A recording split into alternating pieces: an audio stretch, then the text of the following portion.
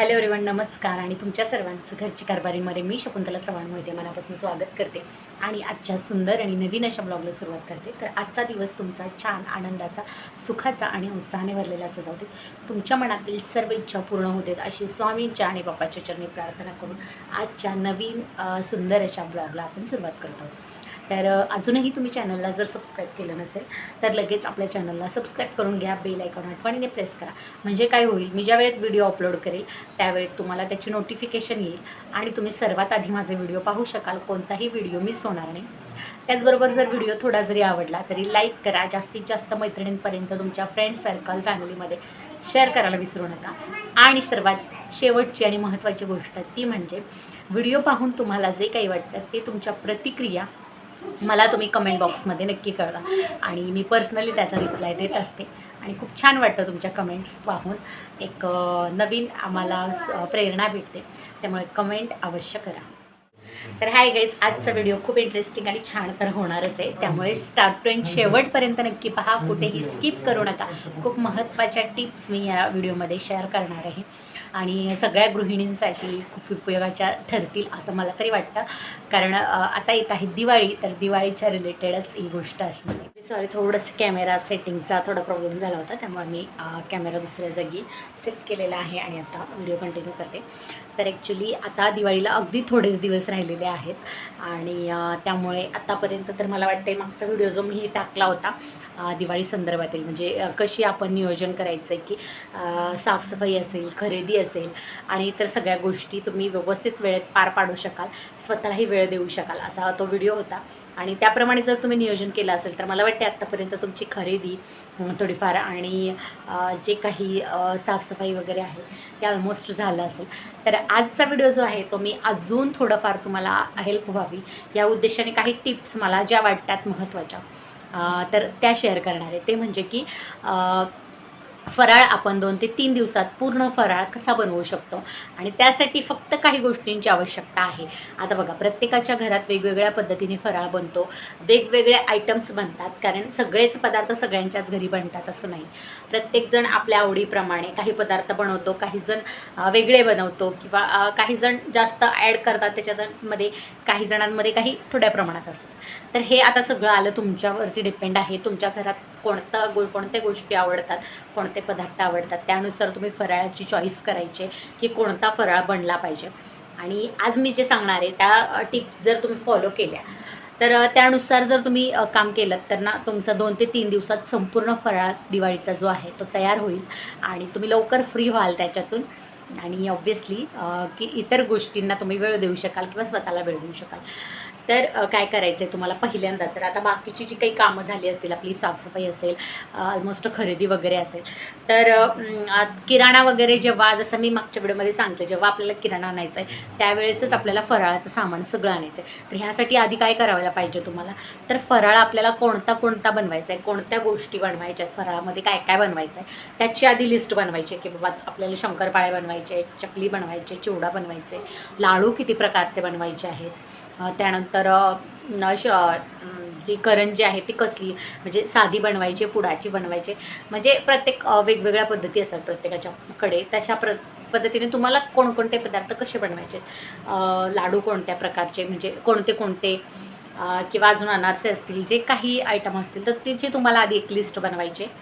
कोणते पदार्थ किती क्वांटिटीमध्ये बनवायचं आहे, म्हणजे समज तुम्ही जर लाडू बनवणार असाल तर कोणते लाडू बनवायचे, समज रव्याचे बनवायचे आहेत, बुंदीचे बनवायचे आहेत, मग ते रव्याचे किती किलो बनवायचे आहेत, बुंदीचे किती किलो बनवायचे आहेत, असं दोन्हीचं तुम्हाला मेजरमेंट, म्हणजे दोन्हीचं हे करायचं की प्रत्येक पदार्थाचा तुम्हाला एक हे घ्यायचं आहे की किती किलो बनवायचं आहे, कोणता पदार्थ बनवायचा आहे, तो किती मापात बनवायचं आहे, ते सगळं त्यानुसार तुम्हाला सगळं सामान आधीच घरी आणून ठेवायचं आहे. म्हणजे काय होईल, ऐनवेळी तुम्ही जो काही पदार्थ तयार करायला घेईल तर असं व्हायला नको की ते बनवण्यासाठी लागणारं हेच नाही आहे तेच नाही, असं अजिबात नाही. बारीक सारीक सगळ्या गोष्टी तुम्हाला लिहून घ्यायच्या, अगदी वेलची व जायफळपासून सगळं जे काही लागतं, मैदा रवा जे काही लागतं अगदी बारीक, म्हणजे तुम्ही ह्याच्यासाठी एक अर्धा ते 1 तास तुम्ही द्या पूर्णपणे किराणाची लिस्ट काढण्यासाठी. अगदी छोट्यातली छोटी सगळ्या गोष्टी, तुमचे बेदाणे असतील किंवा मग जे काही ड्रायफ्रूट्स वगैरे लागणार असतील ते सगळं काही तुम्हाला एकदाच लिहून घ्यायचं आहे. सगळं व्यवस्थित आणायचं आहे, एकही गोष्ट राहिली नाही पाहिजे. मग आता तर आत्तापर्यंत सांगितल्याप्रमाणे आता तुम्ही नियोजन करून लिस्टनुसार किराणा आणलेला आहे. जेवढे तुम्हाला पदार्थ बनवायचे तेवढा सगळा किराणा आत्ता घरामध्ये आहे, असं आता आपण धरून चालूया की जो काही फराळ बनवायचा आहे तो सगळं. तर आता तुम्हाला काय करायचं की नियोजन करायचं की आधी कोणते पदार्थ बनवायला घ्यायचे आणि नंतर कोणते. तर जसं मी थोडीफार आयडिया मागच्या व्हिडिओमध्ये दिलेली की शक्यतो जे पदार्थ लवकर उरकतात, म्हणजे ज्या पदार्थांना उरक आहे असे पदार्थ आधी घ्यायचेत आपल्याला, की जे तुम्ही एका वेळी एका पाठोपाठ एक 2-3 पदार्थ बनवू शकाल आणि नंतर दुसऱ्या वेळेस 2-3 असं तुम्हाला नियोजन करायचं आहे. तर आता मी तुम्हाला सांगते एक्झाम्पल. बघा, मी त्या दिवशी पण सांगितलं होतं त्या व्हिडिओमध्ये पण, की एका वेळी तुम्ही चकली, चिवडा, त्यानंतर शंकरपाळे असे 2-3 पदार्थ एका टायमाला बनवू शकाल. पण आता तुम्हाला त्याचं नियोजन काय करायचं, तर ह्या सगळ्या जेव्हा तुम्ही फराळ बनवायला घेणार आहात त्याच्या आधी काही गोष्टींची तुम्हाला आदल्या दिवशी असेल किंवा मग आदल्या दिवशी संध्याकाळी सगळं तुमचं किचनचं काम वगैरे आवरल्यानंतर थोडंसं लवकर आवरायचं. ज्या दिवशी फराळ सुरू करायचं बनवायचं त्याच्या आदल्या दिवशी सगळं काही लवकर आवरायचं आहे, जेवण वगैरे जे काही असेल. आणि उद्यापासून जो आपण फराळ बनवणार आहोत त्याची पूर्वतयारी तुम्हाला आदल्या रात्री करून घ्यायची. तर आता काय करणार आहे तुम्ही, तर जो काही तुमचा रवा असणार आहे, तर तुम्हाला शंकरपाळीसाठी लागणार आहे किंवा करंजीसाठी, रव्यासाठी, ज्या ज्या गोष्टींसाठी रवा जितका क्वांटिटीमध्ये लागणार आहे तो सगळा तुम्हाला एकदाच निवडून ठेवायचं आहे, म्हणजे साफ करून ठेवायचं आहे. चाळणं असेल किंवा काय असेल, एकदाच त्याचं काम झालं पाहिजे. म्हणजे रवा कोणत्याही पदार्थाला लागला तर तो पुन्हा पुन्हा साफ करत बसायची वेळ येणार नाही.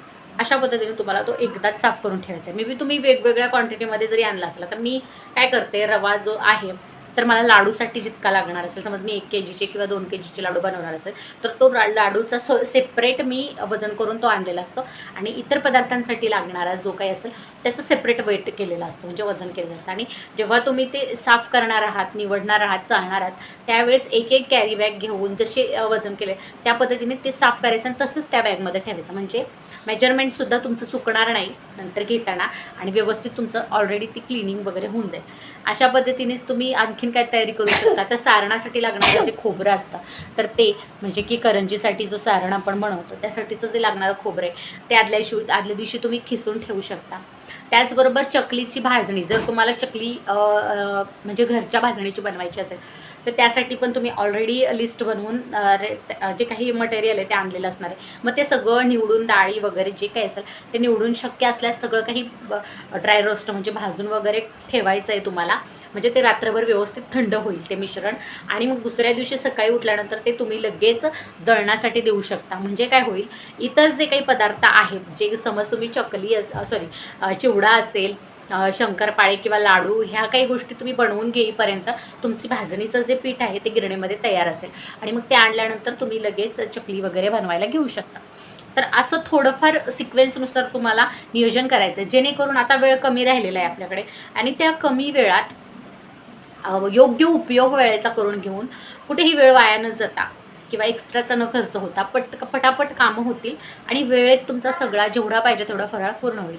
ह्यासाठीच्या ह्या काही गोष्टी आहेत. तर आता तुमचं रवा नीट करून म्हणजे साफ करून झालेलं आहे, सारण बनवून झालेलं आहे. आता एकदा जर तुम्ही खोबरं किसायला घेतलं ना तर जेवढं लागणार आहे ते एकदमच किसून घ्यायचं आहे सारणासाठीचं. जास्त वेळ नाही लागत, 15-20 मिनटं तुम्हाला लागतील. आणि जर कोणी हाताशी असेल तर त्यांना घेऊन तुम्ही करू शकता. आणि दुसरी गोष्ट मी जे सांगितलं की भाजणी, आता जी काही भाजणी द्यायची आहे ती, आणि जर तुम्ही अनारसे बनवणार असाल तर अनारसे असतील किंवा इतर काही पदार्थ जे आंबवून करायचं असेल तर ते तुम्हाला आधी भिजत घालावं लागतं. जसं की अनारसेंसाठी तांदूळ पण आधी भिजत घालावे लागतात, तर तुम्ही त्याच रात्री ते भिजत घालू शकता. म्हणजे बरोबर तिसऱ्या दिवशी ते यूज करतो आपण, तर ते बरोबर तिसऱ्या दिवशी जो दिवस तुमचा फराळाचा शेवटचा असेल त्या दिवशी ते अनारसे तुमचे बनवून होतील व्यवस्थित. पिठाचं पण म्हणजे जे काही अनारसेचं जे काही भिजवावं वगैरे लागतं ते सगळं पण व्यवस्थित होईल, त्याला तेवढा वेळ जाईल आणि जो वेळ तुम्ही त्याच्यासाठी दिलाय त्या वेळेत तुमचे इतर पदार्थ बनवून होतील. तर बघा किती पडतंय. आणखीन अजून तुम्ही काय पूर्वतयारी करू शकता बघा. तुम्हाला ह्याला ना जास्तीत जास्त 1-2 तास लागतील, त्यामुळे त्या दिवशी आदल्या रात्री काय करा, तुम्ही 1-2 तास तुमचं जे रुटीन आहे ते लवकर उरका रोजचा, म्हणजे तुम्हाला हे 2 तास देता येईल किंवा निदान 1-1.5 तास तरी. त्यानंतर वेलची जी आहे ती एकदम म्हणजे तुम्ही जर सोलत असाल तर सोलून घ्यायची किंवा मग डायरेक्ट जरी तुम्ही मिक्सरला लावली साली सकट व्यवस्थित ती एकदम बारीक करून घेतली तर ती सुद्धा होते आणि छान होते. तर जसं तुम्हाला पटत असेल, कारण काही जण साली सकट बारीक करत नाहीत, सोलून मग बारीक करतात. तर जशी तुमची पद्धत असेल त्या पद्धतीने जेवढी वेलची तुम्हाला सगळ्या पदार्थांसाठी लागणार आहे एकदमच तुम्ही ती बारीक करून घ्यायची आहे. त्यानंतर आणखीन तुम्हाला समज मैदा जो आपण वापरतो तो एकदम चाळून ठेवायचा, म्हणजे ऐन वेळी तुम्ही डायरेक्टली तो फक्त चाळत बसावा लागणार, डायरेक्ट घेऊन तुम्ही पदार्थाला सुरुवात करू शकता.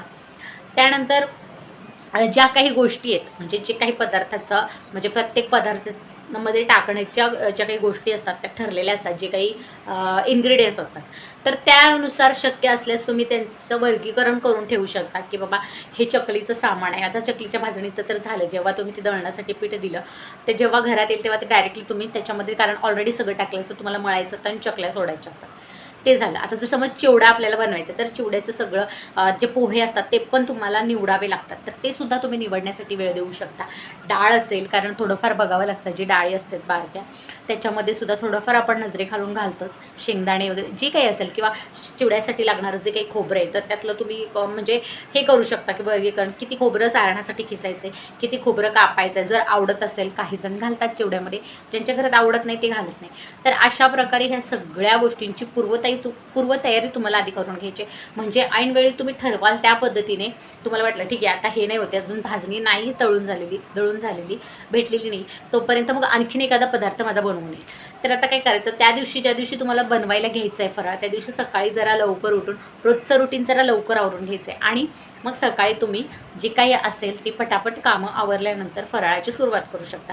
तर बघा, जे पदार्थ लवकर होतात तुम्ही आता तुमच्यानुसार, प्रत्येकाचं कसं बनवण्याची पद्धत वेगळी असते आणि प्रत्येकाचा जो काही अंदाज असतो तो वेगळा असतो. कुणाला एखादा पदार्थ असं वाटतं की हा मी पटकन बनवू शकते त्यामुळे दुसरा वेळ, तोच एखाद्याला वाटतं की ह्याला खूप वेळ जातो. तर ते प्रत्येक तुमच्या चॉईसनुसार आहे. तुम्ही ठरवायचं आहे की आधी जे पदार्थ लवकर होतात ते एका पाठोपाठ एक तुम्हाला बनवून घ्यायचे, आणि ते जितकं वेळेत पटापट होतील तितकं प्रयत्न करायचा आहे. म्हणजे जसं की आता एक उदाहरण मी देते, तुम्ही एका लागोपाठ एक, आता समज आता चकलीची भाजणी आपण दिली आहे तर तो विषय वेगळा आहे, कारण ती भेटल्याशिवाय तर तुम्ही नाही, ती तुमची दुसऱ्या दिवसावर जाईल किंवा त्या दिवशी संध्याकाळपर्यंत जाईल म्हणजे बनवण्याचा वेळ.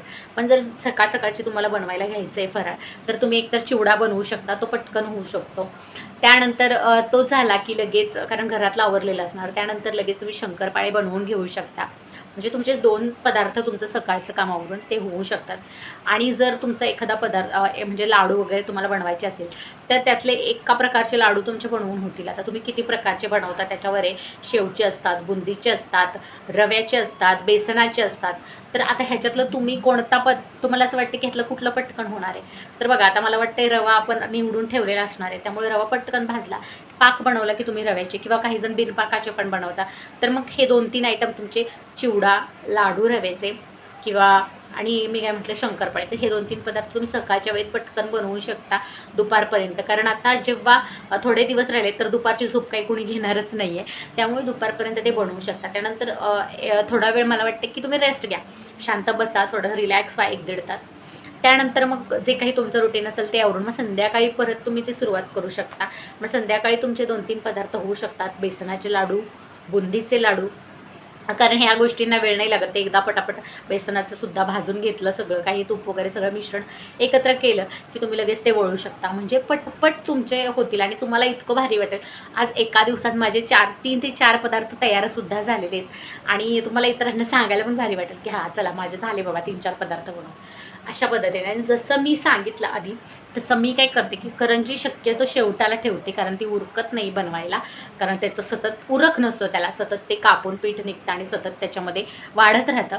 त्यामुळे तर असं करायचं आहे तुम्हाला. तर चिवडा वगैरे ह्या गोष्टी झाल्या, लाडू पण झाले तुमचे ऑलमोस्ट. आता तुम्हाला जर शेवचे लाडू बनवायचे असतील तर ते तुम्ही नेक्स्ट डेवरती टाकू शकता, कारण ते थोडंसं वेळखाऊ काम असतं. तुम्हाला आधी शेव पाडावी लागते, ती तळायची, नंतर मोडायची, नंतर मग लाडू थोडा वेळ खाऊ असतं. त्यामुळे ज्या गोष्टींना थोडा वेळ लागणार आहे त्या गोष्टी तुम्ही दुसऱ्या दिवशीवर ढकला. जितक्या पटापट होणाऱ्या गोष्टी तेवढ्या एका दिवसात कव्हर करण्याचा प्रयत्न करा. त्यानंतर मग तोपर्यंत तुमची चकली भाजणी पण आलेली असेल, मग तुम्ही चकल्यासुद्धा बनवून घेऊ शकता, म्हणजे आणखीन 2-3 पदार्थ तुमचे दुसऱ्या दिवशी होणार आहेत. त्यानंतर आणखीन काही जणचे मैद्याचे वगैरे पिठाच्या हे असतात, चंपाकळी वगैरे, म्हणजे प्रत्येकजण वेगवेगळे पदार्थ बनवत असाल तर ते सुद्धा जर तुम्ही बनवत असाल ते सुद्धा तुमचं त्याच्यामध्ये होऊन जाईल दुपारच्या वेळेमध्ये. काही जण सांजोऱ्या किंवा सजुऱ्या ते सुद्धा बनवतात, ते जरी बनवायचं असेल तर ते सुद्धा होऊन जाईल, कारण त्याच्यासाठी सुद्धा कसं आहे थोडंसं तांदूळ वगैरे ते भिजत घालून मग तुम्हाला ते दळावं लागतं, त्याचंसुद्धा काही प्रोसेस असते.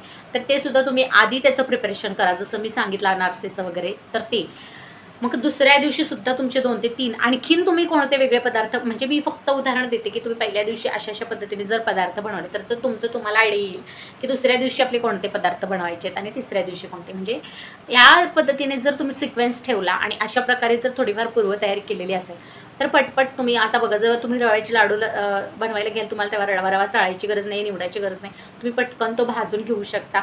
वेलची बारीक करायची गरज नाही आहे. जायफळ वगैरे तुम्ही छान किसून ठेवलेलं असणार आहे, त्यामुळे ते लगेच तुम्ही त्याच्यामध्ये पावडर त्याच्यात टाकून पटपट उरकू शकाल. तर अशा काही छोट्या छोट्या ज्या गोष्टी आहेत, छोट्या छोट्या गोष्टींची जी पूर्वतयारी ती जर तुम्ही आधी केलेली असेल, ऐनवेळी तुम्हाला पदार्थ बनवण्यासाठी जास्त वेळ लागणार नाही आणि जे लवकर होणार आहे ते पटपट तुमचे होऊन जातील आणि राहतील शेवटी मला वाटते अनारसे आणि करंज्या, तर त्या तुम्ही बनवून घेऊ शकाल. आता काही जणांना करंज्यासाठी सुद्धा वेळ लागत नसेल, पटकन होत असतील, तर प्रत्येकीचा म्हणजे एक्सपिरियन्स असतो किंवा प्रत्येकीचं एक हाताळण्याची पद्धत असते. कोणाला लवकर होतात, कोणाला नाही उरकत. त्या पद्धतीने जी गोष्ट तुम्हाला अवघड वाटते की त्याला जास्त वेळ जाणार आहे ते थोडंसं लांबणीवर टाका आणि जे लवकर होणार आहे ते पटपट तुम्ही जितकं होईल तितकं पटकन उरकून घेण्याचा प्रयत्न करा. तर तुम्हाला लक्षात येईल की शेवटच्या दिवशी अशा प्रकारे जर तुम्ही प्लॅनिंग केलं तर 2 ते 3 दिवसात सकाळी थोडे पदार्थ, संध्याकाळी थोडे पदार्थ असं जर केलं तर दिवसाला मला वाटतं निदान 2-2 जरी तर 4-4 पदार्थ तुम्ही दिवसाला करू शकाल आणि तुमचे 7-8 म्हणजे मिनिमम जर तुम्ही 4 जरी धरले तरी वेगवेगळे आणखीन तुम्ही जर काही काही बनवत असाल तर 10-12 तरी आयटम तुमचे बनवून होतील. पण एवढे कुणी बनवत नाही मला वाटतं. जे काही ठराविक पदार्थ असतात तेच आपण बनवतो. त्याच्यामध्ये काहीतरी लाडूचेच थोडे फार प्रकार जास्त असतात आणि कुणी आणखीन काहीतरी वेगळं बनवतं, 1-2 आयटम जे काही असतात प्रत्येकाच्या ह्याच्यानुसार. गोडाचे काही पदार्थ एक्स्ट्राचे बनवतो किंवा मग आणखीन स्नॅक्स टाईप असतात जे, म्हणजे जसं मी म्हटलं की चंपाकळी असेल किंवा खाऱ्या शंकरपाळ्या, असं काही थोडंसं वेगळं पण जे तुम्ही बनवता तर ते सुद्धा तुमचं होऊन जाईल. मग तुमचे शेवटी पहिला, दुसरा, तिसऱ्या दिवसाच्या शेवटापर्यंत तुमचा सगळा फराळ तयार असेल. तर हीच त्याच्या व्हिडिओमधली टिप की अगदी 2 ते 3 दिवसात तुम्ही संपूर्ण दिवाळीचा फराळ कसा बनवू शकता. त्यासाठी तुम्हाला पूर्वतयारी काय करायची आहे, तशी लिस्ट बनवायची, ते पण मी तुम्हाला सांगितलं की कुठली गोष्ट न राहता आणि कसं प्लॅनिंग करायचं, की आधी पूर्वतयारी कशी करायची कोणत्या कोणत्या गोष्टीची. जे मी एक्झाम्पल सांगितले त्यात जर तुम्ही आणखी वेगवेगळे काही पदार्थ करत असाल तर त्याचंसुद्धा तुम्हाला आधी विचार करा की ह्याची पूर्वतयारी आपल्याला काय करावी लागणार आहे, किंवा म्हणजे त्याच्यासाठी आपल्याला आधी काय तयार पाहिजे, जे ऐनवेळी आपल्याला ते निवडत किंवा साफ करत असेल किंवा मग कुटत भाजत असं काही करावं लागणार नाही. जे ऑलरेडी केलेलं असेल पदार्थ बनवायचं आहे तर घ्यायचं आणि डायरेक्ट बनवायचा, अशा स्टेजपर्यंत पूर्वतयारी तुम्हाला करून ठेवायची. तर एकंदर असा होता आजचा व्हिडिओ. कसा वाटला ते कमेंट बॉक्समध्ये नक्की सांगा. व्हिडिओ थोडा जरी आवडला असेल, हेल्पफुल वाटला असेल तर नक्की व्हिडिओला लाईक करा आणि जास्तीत जास्त मैत्रिणींपर्यंत शेअर करा, जेणेकरून प्रत्येकीला ह्या गोष्टीचं टेन्शन आलं असेल की आता खूप कमी दिवस राहिलेत, अजून माझा फराळ सुरू नाही झालेला बनवायला, कसं होणार आहे, कधी होणार आहे काय माहीत नाही. तर टेन्शन अजिबात घेऊ नका, शांत राहा, कारण टेन्शन घेऊन गोष्टी बिघडत जातात. आपण टेन्शनमध्ये गडबडतो खूप आणि उलटपालटा करत बसतो आणि सिक्वेन्स आला म्हणजे ज्या गोष्टी वेळ जाणार आहे जास्त त्या जर आधी घेतल्या तर खूप वेळ जातो, खूप वेळ खातात त्या गोष्टी आणि उरकत नाही. त्यामुळे शांत डोक्याने सगळं प्लॅनिंग करा, व्यवस्थित त्याचं नियोजन करा. अशा पद्धतीने जर तुम्ही केलं तर तुमचं नक्कीच शांततेत होईल, तुमची चिडचिड पण होणार नाही आणि स्वतःसाठी तुम्ही वेळ पण देऊ शकाल. तर दॅट्स इट. भेटूया लवकरच उद्याच्या नवीन ब्लॉगमध्ये, नवीन व्हिडिओसह, नवीन कंटेंटसह. आणखी तुम्हाला वेगवेगळे कोणत्या प्रकारचे कंटेंट किंवा कोणत्या विषयावरती व्हिडिओज आवडतील ते सुद्धा मला कमेंट बॉक्समध्ये नक्की सांगा. आणि बस एवढंच. प्रतिक्रिया पण तुमच्या कमेंट बॉक्समध्ये नक्की कळवा. नवीन असाल तर चॅनलला सबस्क्राईब करा, बेल आयकॉन आठवणीने प्रेस करा. भेटू लवकरच नेक्स्ट ब्लॉगमध्ये. तोपर्यंत बाय बाय. श्री स्वामी समर्थ. आणि येणाऱ्या लवकरच दिवाळीच्या तुम्हाला खूप खूप शुभेच्छा ॲडव्हान्समध्ये, खूप लवकरच देते आहे. तर कारण आता मी सुद्धा 1-2 दिवसात बऱ्याच गोष्टींमध्ये बिझी होणार आहे, पण शक्य तितकं लवकरात लवकर तुमच्या भेटीला येण्याचा प्रयत्न करणार आहे ब्लॉगमार्फत. त्यामुळे सर्वांना पुन्हा एकदा दीपावलीच्या खूप खूप शुभेच्छा ॲडव्हान्समध्ये. आणि सगळ्यांनी न टेन्शन घेता व्यवस्थित असा फराळ तयार करा आणि फराळासाठी पण खूप खूप शुभेच्छा की तुमचं सगळं काही नियोजनाप्रमाणे व्यवस्थित होऊन जाऊ दे. तर बाय बाय. भेटू लवकरच. श्री स्वामी समर्थ.